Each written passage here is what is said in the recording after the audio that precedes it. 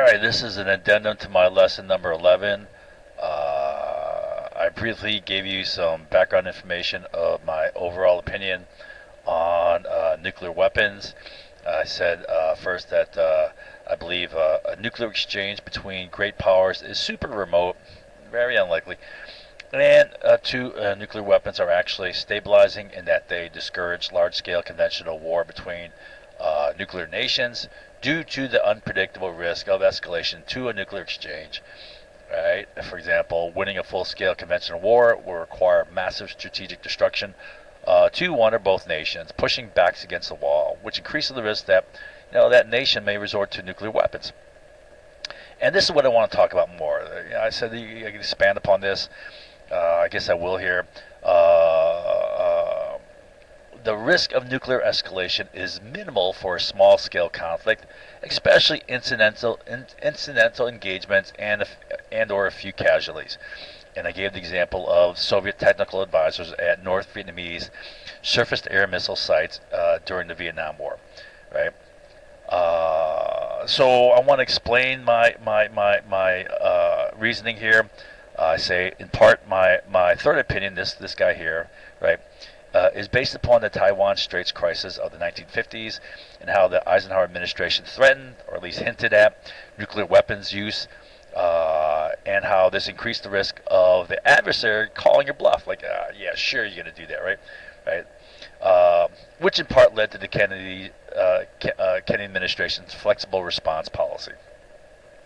And I call it is the "Are you serious?" principle.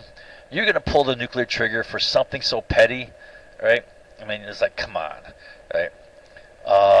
And here's the situation in Vietnam, right?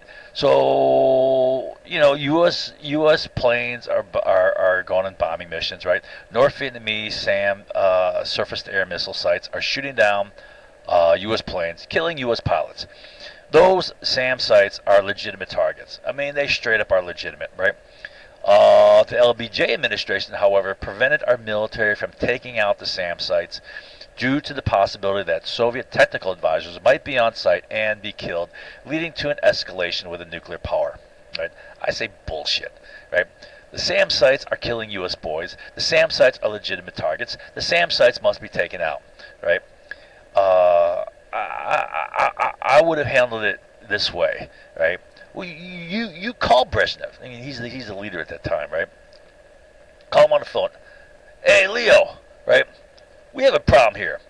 North Vietnamese SAM sites are shooting down our planes, killing our pilots. To us, those sites are legitimate targets, and we're going to start destroying them.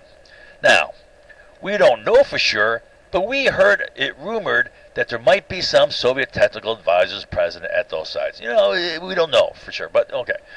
If so, it would be my recommendation that they be removed because, fair is fair.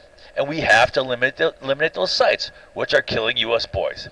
Just letting you know, we'll be attacking those sites starting in 3 days, right? So the onus is on them, right? I mean, I don't see that resulting in they're gonna shoot a nuclear weapon at us. I mean, come on, right? So this is one of the many bullshit restrictions the LBJ administration placed on the U.S. military, which made it seem to me that, the LBJ administration was milking the Vietnam War. I mean, there was crazy restrictions. There's a whole list of them.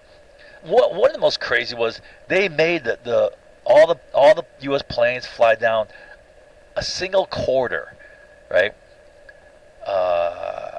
And what did the Vietnamese do? They just packed that corridor with every anti-aircraft, artillery, and missile that they had, right? Making it basically a killing ground for U.S. pilots. Anyways, so that's just the addition I wanted to mention about that.